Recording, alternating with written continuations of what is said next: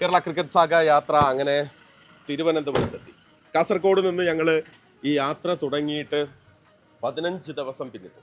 കേരളത്തിലെ എല്ലാ ജില്ലകളിലൂടെയും ക്രിക്കറ്റ് ഗ്രാമങ്ങളിലൂടെയും താരങ്ങളെ കണ്ടും അപ്പോൾ തന്നെ ആരാധകരെ കണ്ടും ക്രിക്കറ്റിനെ സ്നേഹിക്കുന്നവരെ കണ്ടും പുതിയ മൈതാനങ്ങൾ കണ്ടുമൊക്കെ ഞങ്ങളുടെ യാത്രയായിരുന്നു.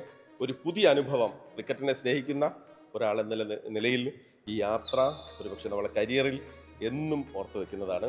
നമ്മുടെ കേരള ക്രിക്കറ്റ് അസോസിയേഷൻ്റെ സെക്രട്ടറിയും പ്രസിഡന്റും നമ്മളെ കാത്തിവിടെ നിൽക്കുന്നുണ്ട്. അപ്പോൾ എന്താണ് നമ്മുടെ അവിടെ നിന്ന് ഫ്ലാഗ് ഓഫ് ചെയ്ത് വിട്ടതാണ് ഞങ്ങളെ. ഒടുവിൽ നമ്മൾ നീണ്ട യാത്രയ്ക്ക് ശേഷം ഒരു വല്ലാത്ത അനുഭവമായിരുന്നു. കാരണം ഈ പറഞ്ഞതുപോലെ ഫുട്ബോളിൻ്റെ ഒരു വേൾഡ് കപ്പ് ഫുട്ബോൾ അവസാനിച്ച സമയത്താണ് നമ്മൾ ഈ യാത്രയായിട്ട് ഇറങ്ങുന്നത്. ആളുകളുടെ മനസ്സിൽ നിന്ന് ഫുട്ബോൾ വിട്ടുമാറിയിട്ടില്ലായിരുന്നു. പക്ഷെ ഉറപ്പിച്ച് പറയുന്നു, ക്രിക്കറ്റിലേക്ക് മാറി മാറ്റി എന്ന് പറയാം. പക്ഷെ അതൊരു പുതിയ അനുഭവമായിരുന്നു. നമ്മുടെ പല ധാരണകളും മാറി മറിഞ്ഞൊരു യാത്ര കൂടിയാണ് യഥാർത്ഥത്തിൽ. നിങ്ങളിങ്ങനെ പോകുമ്പോഴേ ഇപ്പോൾ ഒരു ഇന്റീരിയേഴ്സിലോട്ടോ അങ്ങനെ എന്തെങ്കിലുമൊക്കെ പുതിയ നിങ്ങൾ പ്രതീക്ഷിക്കാത്ത രീതിയിലുള്ള കളിക്കാരെയോ അല്ലെങ്കിൽ അങ്ങനെ എന്തെങ്കിലും കളിസ്ഥലങ്ങളോ അങ്ങനെ എന്തെങ്കിലുമൊക്കെ കാണാനായിട്ട് ഒരുപാട് നമ്മൾ പലപ്പോഴും നമ്മൾ പുറത്തുനിന്ന് കളി കാണാൻ എളുപ്പമാണ്. പക്ഷേ അകത്തിറങ്ങി കളിക്കുന്നവരുടെ കളി നടത്തുന്നവരുടെ ഒരു മൈൻഡ് സെറ്റ് എന്താണെന്ന് ഞങ്ങൾ തിരിച്ചറിഞ്ഞൊരു യാത്ര കൂടിയാണ്. ഞങ്ങൾ ഞെട്ടിച്ച കുറേ സ്ഥലങ്ങൾ. ഇപ്പോൾ പാലക്കാട് വരുന്ന മൈതാനം 100% ഞാൻ ഇന്ത്യയിലെ ഒരുവിധം സ്റ്റേഡിയങ്ങളൊക്കെ കളി കാണാനും കളി റിപ്പോർട്ട് ചെയ്യാനൊക്കെ പോയ ഒരാളാണ്.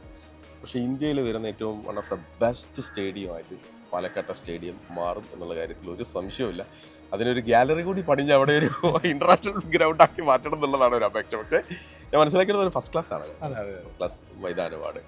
അപ്പം അതൊരു വലിയ അനുഭവമാണ്. പിന്നെ ഞങ്ങൾ തിരുവല്ലയിൽ 60 വയസ്സിൽ കൂടുതലുള്ള, 60 അല്ല, ഒരു 70 വയസ്സുള്ള രാധാമണി അമ്മ വന്നിട്ട് നമ്മളെ ഷോയിൽ പന്തറിയാൻ വന്നു. ഞങ്ങൾ ഞെട്ടിപ്പോയി, അക്ഷരാർത്ഥത്തിൽ ഞങ്ങൾ ഞെട്ടിപ്പോയി. ഞങ്ങളെ വല്ലാതെ ഞെട്ടിച്ചൊരു സ്ഥലമാണ് അവിടെ തിരുവല്ല. എല്ലാ സ്ഥലത്തും അസോസിയേഷൻ്റെ ഭാഗത്തു നിന്നുള്ള പിന്തുണയും ഞങ്ങൾക്ക് ഈ യാത്രയിലുണ്ടായിരുന്നു. ഒരുപാട് താരങ്ങളുടെ ലൈഫിലൂടെ നമ്മൾ പലപ്പോഴും ക്രിക്കറ്റ് പണക്കാരുടെ കളിയാണ് എന്നാണല്ലോ പൊതുവെ പറയുന്നത്. പക്ഷെ അതൊന്നുമല്ല.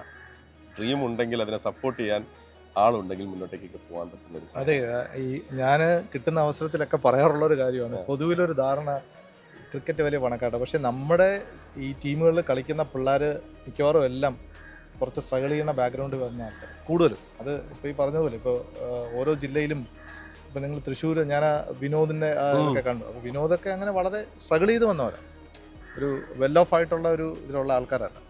അത് പലരും ഇപ്പോൾ വിഷ്ണു വിനോദ എല്ലാവരും വളരെ. നിതീഷിന്റെ വീട്ടിലേക്ക് ഞങ്ങൾ പോയ സമയത്ത് ഇപ്പോഴും അവിടെ വെള്ളക്കെട്ട് ഉണ്ട്. അപ്പൊ നിതീഷ് കക്ക വാരാൻ വേണ്ടി പോയ ഓർമ്മകൾ. പുലർച്ചെ 2 മണി 3 മണി വരെയൊക്കെ കക്ക വാരി വന്ന് വലിയൊരു അനുഭവമാണ്. ശ്രീസാർ അതെ, എല്ലാവരുടെയും ഇത് വിനോദ് പറഞ്ഞ പോലെ എല്ലാവരുടെയും വിചാരം ഇതൊരു പണക്കാർക്ക് മാത്രം പറ്റിയൊരു കളിയാണ് എന്നുള്ള ഒരു മിഥ്യാധാരണ പൊതുമണ്ഡലത്തിലുണ്ട്. എന്നാൽ നമ്മൾ ടാലൻ്റുള്ള ഒരു പയ്യൻ ടാലൻ്റഡ് ആണ് എന്ന് കണ്ടെത്തിയാൽ പിന്നെ ബാക്കിയുള്ള കാര്യങ്ങളെല്ലാം കേരള ക്രിക്കറ്റ് അസോസിയേഷനാണ് നോക്കുന്നത്. ഇപ്പം BCCI ബോർഡ് മാച്ചസിലും മറ്റ് മത്സരങ്ങളിലുമൊക്കെ പങ്കെടുത്ത് വന്നു കഴിഞ്ഞാൽ അവർക്ക് ലക്ഷക്കണക്കിന് രൂപയാണ് കിട്ടുന്നത്. അതുകൊണ്ട് പണമില്ല എന്നുള്ള ഒരു കാരണം കൊണ്ട് ഒരു താരവും ഇവിടെ നശിച്ചു പോകില്ല. അതാണ് കേരള ക്രിക്കറ്റ് അസോസിയേഷൻ്റെ ഏറ്റവും വലിയ ഒരു അജണ്ട തന്നെ. ഈ നമ്മൾ പല സ്ഥലത്തും കണ്ടത് ഈ ഇൻഫ്രാസ്ട്രക്ചർ ഉണ്ട്. അപ്പം നമുക്ക് ആവശ്യത്തിനുള്ള കുട്ടികൾ, പൊട്ടൻഷ്യലുള്ള കുട്ടികളെ ഹണ്ട് ചെയ്യുന്ന രീതി, അത് നമ്മൾ കുറെ കൂടി ഇപ്പോൾ വിപുലപ്പെടുത്താനുള്ള ആലോചനകൾ നടക്കുന്നുണ്ടോ? നമ്മൾ സാധാരണ ചെയ്തു വരുന്നതെന്ന് വെച്ചാൽ സമ്മർ കോച്ചിങ് ക്യാമ്പ് മുതലാണ് നമ്മൾ ഒരു ഇയറിലെ ഒരു പ്രവർത്തനം തുടങ്ങുന്നത്. പക്ഷേ ഇത്തവണ ഞങ്ങളുടെ ഒരു പദ്ധതി എന്ന് പറയുന്നത് ഒരു റോഡ് ടു KCL, കൂടുതൽ ടൂർണമെൻറ്റുകൾ, ഇത് കണക്കിന് സ്കൂൾ ടൂർണമെൻറ്റുകൾ, നാളത്തെ താരം, ഇങ്ങനൊരു സങ്കല്പം ഇപ്പോൾ ഞങ്ങളുടെ ജനറൽ ബോഡിയുണ്ട്. ഞങ്ങൾ വലിയ പദ്ധതികളാണ് അത് ആലോചിച്ചുകൊണ്ടിരിക്കുന്നത്. വേറൊരു കാര്യം, വളരെ പ്രധാനപ്പെട്ട ഒരു കാര്യം, ഈ ടെന്നീസ് ബോൾ കളിക്കുന്ന ആളുകൾക്ക് അവരുടെ കരിയർ അവിടെ തീർന്നു എന്ന് ആലോചിക്കുന്ന ആളുകളുണ്ടല്ലോ. അങ്ങനെയുള്ള ആളുകളെ സംബന്ധിച്ചിടത്തോളം ഒരു പുതുജീവൻ നൽകാൻ KCL സാധിച്ചു എന്നുള്ളത് നമ്മൾ കണ്ടു. ആഷിഖ് അലി എന്ന് പറയുന്ന കാസർഗോഡുള്ള ഒരു താരം, റമീസ് എന്ന് പറയുന്ന മറ്റൊരു താരത്തെ ഞങ്ങൾ ഇന്നലെ കണ്ടു തൃശ്ശൂരിന്റെ ടീമിലുള്ള. അങ്ങനെ ഒരുപാട് ആളുകൾ. ഇപ്പം മുഹമ്മദ് ആഷിഖ് കഴിഞ്ഞ തവണ ഒന്ന് പെർഫോം ചെയ്ത് ഇപ്പൊ ഈ കൊല്ലത്ത് ഒരു ഇർഷാദ് എന്ന് പറഞ്ഞിട്ട് ഇർഷാദ് അതെ. അപ്പൊ അതൊരു പുതിയ ഒരു വിൻഡോ ഓപ്പൺ ചെയ്യൽ കൂടിയാണ്. അത് തീർച്ചയായിട്ടും അതാണ് നമ്മളിപ്പോൾ ഈ നമ്മുടെ തേർഡ് സീസണിൻ്റെ അതിൻ്റെ ഒരു കർട്ടൻ റൈസർ പോലെയാണ് ഈ KCL ഫാൻ ലീഗ് നടത്തിയത്.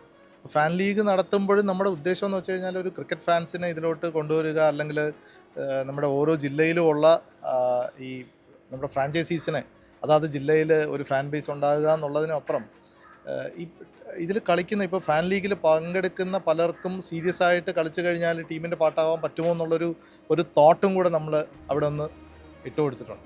അതുപോലെയാണ് നേരത്തെ ശ്രീത്ത് പറഞ്ഞ പോലെ നമ്മൾ സ്കൂൾസിലും പണ്ടൊക്കെ കുറേയധികം സ്കൂൾസ് ടൂർണമെൻറ്റുകൾ കേരളത്തിൽ നടക്കുമായിരുന്നു. അപ്പോൾ അതിപ്പോൾ സ്കൂളുകളിൽ പൊതുവേ കുറവാണ്. ഈ സ്കൂൾസ് നമ്മുടെ ഈ ഗവൺമെൻറ് മറ്റേ ഇൻ്റർ സ്കൂളുണ്ട് DPI നടത്തുന്നതൊക്കെ 6 ഓവർ 7 ഓവർ മത്സരങ്ങളാണ്.